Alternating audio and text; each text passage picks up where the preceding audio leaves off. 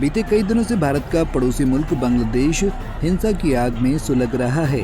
दिन पर दिन हालात बद से बदतर होते जा रहे हैं। आंदोलन हिंसक होता जा रहा है। हिंसा पर काबू पाने के लिए हसीना सरकार ने पूरे देश में कर्फ्यू लगा दिया। भारी मात्रा में सेना को तैनात किया गया है। यहाँ तक कि प्रदर्शनकारियों को देखते ही गोली मारने का आदेश दे दिया गया है।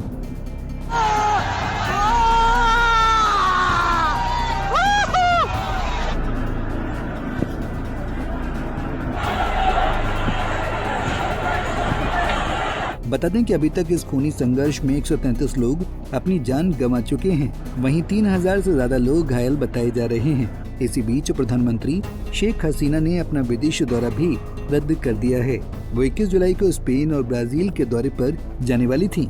बांग्लादेश में बढ़ते तनाव के बीच अब तक 978 भारतीय स्टूडेंट्स अपने घर लौट आए हैं। दरअसल छात्र लगातार नौकरी में आरक्षण को खत्म करने की मांग कर रहे हैं। प्रदर्शनकारी लाठी, डंडे और पत्थर लेकर सड़कों पर घूम रहे हैं। कई बसों और निजी वाहनों को आग के हवाले कर दिया गया। हिंसा इतनी उग्र हो गई कि बांग्लादेश के मुख्य सरकारी टीवी चैनल BTV के मुख्यालय में आग लगा दी गई। हिंसा के कारण बस, ट्रेन और मेट्रो सेवा ठप है।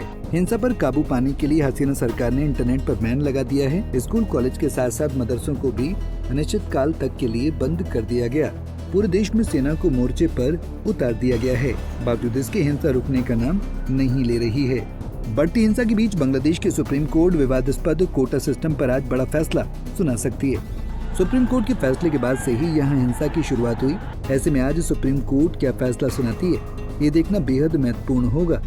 हसीना के एक बयान ने हिंसा की आग में घी डालने का काम किया। दरअसल हसीना के आवास पर 14 जुलाई को एक संवाददाता सम्मेलन हुआ। इस दौरान जब प्रधानमंत्री से छात्रों के विरोध प्रदर्शन के बारे में पूछा गया तो उन्होंने जवाब देते हुए कहा कि यदि स्वतंत्रता सेनानियों के पोते पोतियों को कोटा लाभ नहीं मिलेगा तो क्या राजाकारों के पोते पोतियों को मिलेगा। जैसे ही हसीना ने यह बयान दिया वैसे ही छात्र और उग्र हो गए। बांग्लादेश में जारी हिंसा के बीच भारत सरकार ने अपने नागरिकों के लिए एडवाइजरी जारी की, जिसमें कहा गया कि बांग्लादेश के ताज़ा हालातों को देखते हुए भारतीय समुदाय के सदस्यों और बांग्लादेश में रहने वाले भारतीय छात्रों को यात्रा से बचने की सलाह दी जाती है। यहाँ तक कि सहायता के लिए भारतीय उच्चायोग ने आपातकालीन संपर्क नंबर भी जारी किए हैं। बता दें कि बांग्लादेश में हर साल करीब 3000 सरकारी नौकरियां ही निकलती हैं, जिनके लिए करीब 4 लाख कैंडिडेट अप्लाई करते हैं। बांग्लादेश में प्रदर्शनकारी छात्र सरकारी नौकरियों में कोटे को समाप्त करने की मांग कर रहे हैं। 17 करोड़ की आबादी वाले बांग्लादेश में बेरोजगारी की दर बहुत ज्यादा है। बता दें कि बांग्लादेश में सरकारी नौकरियों में 30% सीटें 1971 के स्वतंत्रता संग्राम में लड़ने वाले सेनानियों के लिए आरक्षित हैं, जिसे लेकर युवाओं में भारी आक्रोश है और इसी को समाप्त करने की मांग की जा रही है। हिंसा को लेकर बांग्लादेश की PM शेख हसीना की कार्यप्रणाली पर भी कई सारे सवाल खड़े हो रहे हैं। सुप्रीम कोर्ट के फैसले से यहाँ पर हिंसा भड़की है। आइए जानते हैं कि आखिरकार क्यों बांग्लादेश बीते कई दिनों से सुलग रहा है। बांग्लादेश में क्यों भड़की हिंसा।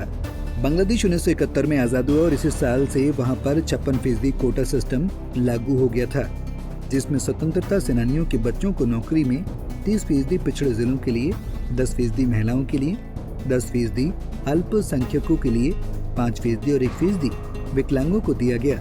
इस हिसाब से सरकारी नौकरियों में 56% आरक्षण है। साल 2018 में इसके खिलाफ प्रदर्शन हुआ, जिसके बाद हसीना सरकार ने कोटा सिस्टम खत्म कर दिया था।